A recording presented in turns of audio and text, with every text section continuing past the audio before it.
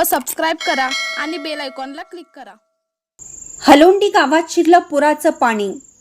हातकणंगले तालुक्यातील मौजे हालोंडी गावात पंचगंगा नदीच्या पुराचं पाणी आल्याने राजेंद्र विद्यामंदिर इंग्लिश मीडियम स्कूलमध्ये 40 कुटुंबांचे स्थलांतर।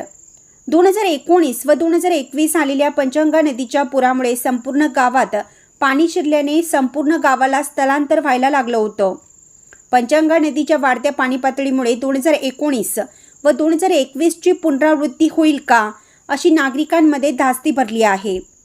प्रशासनाकडे दरवर्षी येणाऱ्या पुरामुळे होणाऱ्या प्रापंचिक साहित्याचं नुकसानीमुळे नागरिकातून कायम स्वरूपाची स्थलांतरणाची मागणी केली जात आहे। इंडियाचा आवाज न्यूजसाठी राहुल मोरे।